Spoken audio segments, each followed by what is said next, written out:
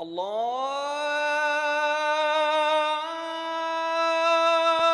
أكبر الله. The Muslim Brotherhood is an organization that began in the 1920s in Egypt as a religious and social organization.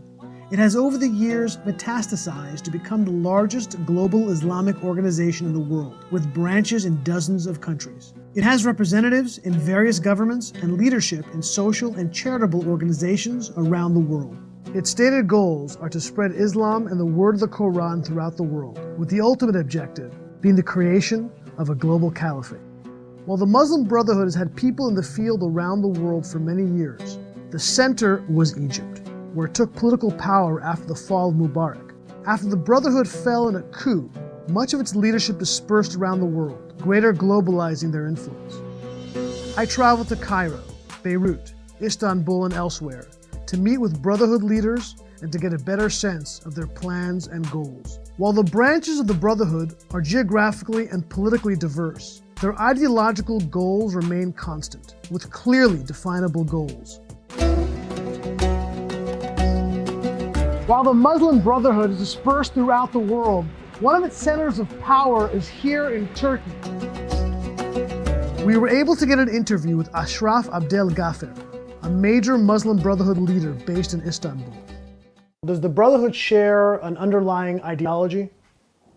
Of course, all of us share an underlying ideology which comes from Islam. You have this ideology, you have the group to fulfill the condition of this ideology, which is in Algeria or in Chad or in Berlin or in Malaysia, in Finland, in America, in Russia, in Mozambique, in South Africa, and everywhere is the best for everyone. We're talking about a group that has as its ultimate goal an Islamic state that dominates the whole world. All the groups that claim belonging to the umbrella of the Muslim Brotherhood share this common ideology.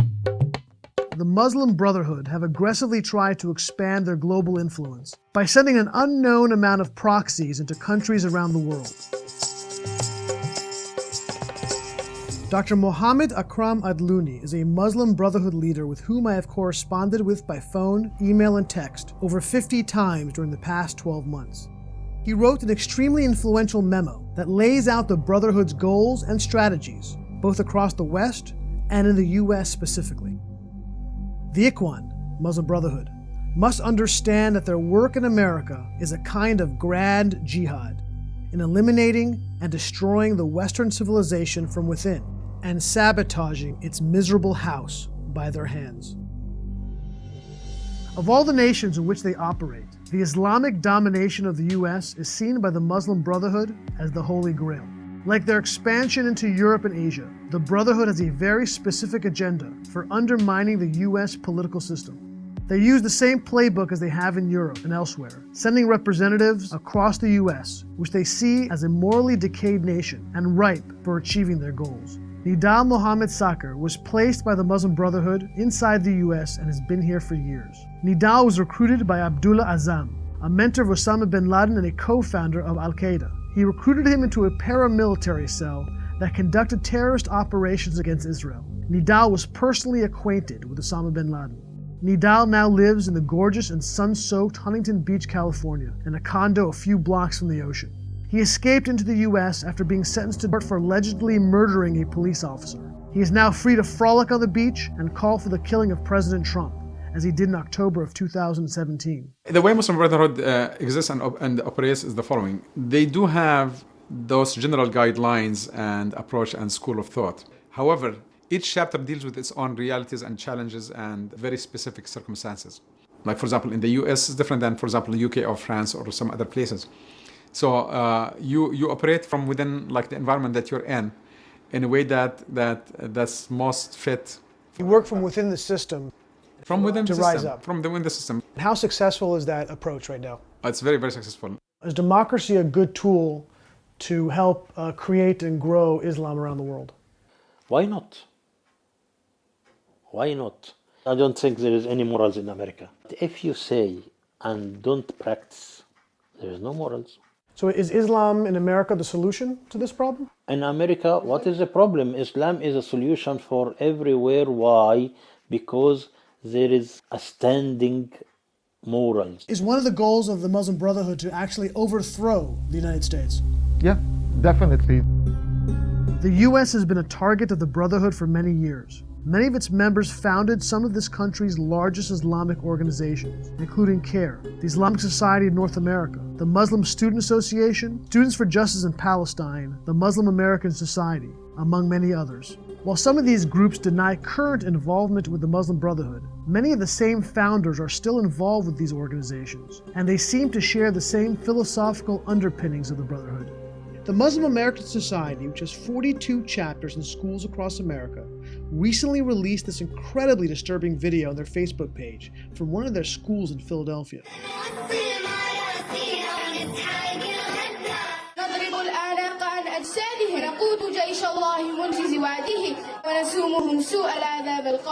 Is there affiliations between the Brotherhood and, let's say, the U.S. Islamic institutions like CARE and the Muslim American Society? Do they work together? They are carrying the same ideas. CARE, the American... Yeah. They're carrying the same ideas. Their core organization still has, in a sense, these ties. And with people from the Muslim Brotherhood. They host official Brotherhood representatives in their conferences that they hold inside the United States. So these guys are Brotherhood. It's very clear that there is a tie. I was born here in the U.S. and, You were born in the U.S.? I was born in the U.S. and Was the accent Southern? No, I was born Northeast. I was born in Providence. They matured in the sense of developing the best language to talk to Westerners, especially people on the left, where they frame their problems as one of struggle against imperialism, against Western domination, using terms that are acceptable to the leftist Western mind, basically. How closely is the Brotherhood working with the leftist and liberal organizations? They're my backers and they're my defenders in political circles. So the left really, you have an alliance with the left in the United States? The left would be natural ally, of course. They were our backers and supporters and actually coalition partners. I mean, now Republican Party actually is basically Heil Hitler kind of party, It's even worse than the Jewish pro-Israeli in some ways. The Holy Land Foundation was once the largest Islamic charity in the United States. Its supposed organizational mission was to fund humanitarian programs for Arabs in the Palestinian territories. In reality, it was a front organization for the Muslim Brotherhood to help finance Hamas's terrorist activities. In 2009, the founders of the organization were given sentences of between 15 and 65 years in prison for funneling $12 million to Hamas. Among the unindicted co-conspirators listed by the prosecution was a who's who of major U.S. Islamic leadership, including CARE, the Islamic Society of North America, the North Islamic Trust Fund, and many others. Even multicultural Europe is waking up. In 2015, the British government, alarmed at the radical influence of the Muslim Brotherhood, ordered a governmental review of its beliefs, goals, and activities in Great Britain. Its conclusions were alarming. The Muslim Brotherhood has been willing to use violence and terror. They defend suicide bombers and the killing of civilians. The Muslim Brotherhood in the West uses doublespeak, softer language in English, and delivering a radical and violent message in Arabic. They have a significant influence on the largest UK Muslim student and national organizations, ultimately concluding that the Muslim Brotherhood's ideology and tactics are contrary to British values and in conflict with its national interests and security. One of the pillar Muslim Brotherhood beliefs is an embrace of violence and terror. They not only advocate for terrorism, but their franchises have engaged in terror around the world. Hamas, one of the world's leading terrorist groups, is a direct offshoot of the Muslim Brotherhood. With full support from the Brotherhood leadership, Hamas is one of the most prolific terror groups in the world, and is not the only Brotherhood branch of terror. Qassam and Liwa al-Thawra in Egypt, Isla in Yemen, and Hizb al-Watan in Libya are also groups who wield terror as a weapon to promote the Muslim Brotherhood's ideological goals. How can you call that terrorism? I mean, that's heroism, actually. Heroism. All the groups that claim belonging to the umbrella of the Muslim Brotherhood share this common ideology. I have to have a weapon against this weapon in order to kill. Whenever you have evil, you're supposed to stop that evil. What if you could not stop it by peaceful means? I mean, what do you do? I would be hard-pressed to find an organization within the Muslim Brotherhood umbrella organizations that rejects violence. While the leadership of the Brotherhood are unquestionably radical, I went to the streets of a Muslim Brotherhood stronghold in Cairo to meet with the rank and file and see if they hold similar views. Do you think that America's influence on the world is good or bad? America is sucking the blood of the world. I know the US is burning mosques. I know that they're trying to convert Muslims to Christianity around the world. Was Osama bin Laden and the Muslims responsible for 9/11? Osama bin Laden was made in America. Works for America. Osama bin Laden was made in the USA and paid for by the Jews. Osama bin Laden is a figment of the American imagination. So Osama bin Laden isn't real? Osama bin Laden was not real. I know the Jews are the ones controlling America. The Jews have a certain amount of control throughout the entire world, but America they control completely. Why do you think the Jews control America? America's $200 billion debt is owed to the Jews. They are controlling the whole West. The Jews are responsible for all the wars. They plant the seeds for all of the wars. You like Breaking Bad? You like Game of Thrones? You know, what kind of TV shows are you watching? I like The Valley of the Jewish Wolves. I don't know that one. Can I get it on Netflix? As we were filming, a crowd began forming behind us, and there were threats of violence. There's a tension going on in the air, and I think we should leave. President Obama. I think we should leave.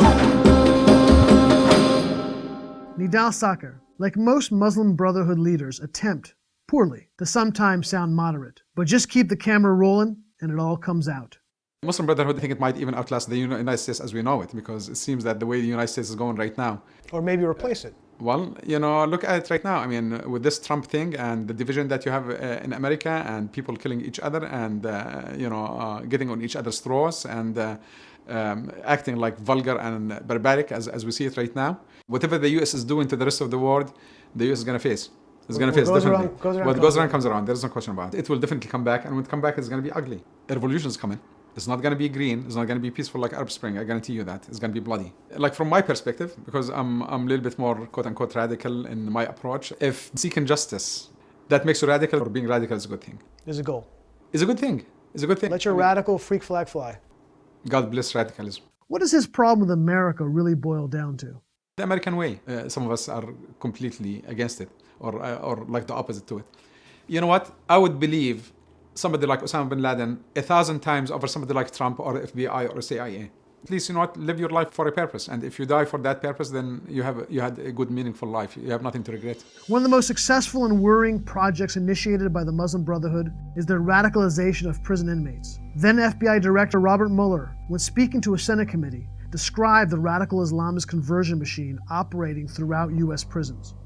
How widespread is the Muslim Brotherhood's influence in the U.S. prison system today? There's an extensive amount of influence by the Muslim Brotherhood into the prison systems within the United States. This is Patrick Dunleavy. He's the former Deputy Inspector General of the Criminal Intelligence Unit for the state of New York. He has also worked as a consultant for the FBI. The U.S. prison system is fertile ground for Islamic radicalization within it by inmates. And the Muslim Brotherhood's primary vehicle for this radicalization is their near monopoly of choosing imams in U.S. prisons. The Brotherhood-affiliated imams make up the vast majority of Islamic clergy in U.S. jails and prisons. Over 75% of the chaplains within the U.S. prison system have some sort of sympathetic following towards the Brotherhood. They're preaching a form of Islam that moderate Muslims would call radical. The Huffington Post reported an estimated 35,000 to 40,000 inmates convert to Islam in prisons each year, and that 15% of the total U.S. prison population are Muslim. The net effect of the radicalization going on in our prisons is dozens of attempted and successful terrorist attacks that were perpetrated by former inmates. The Muslim Brotherhood would have you think that they are a moderate organization looking out for the spiritual well-being of the Sunni Islamic populace. The reality is much darker.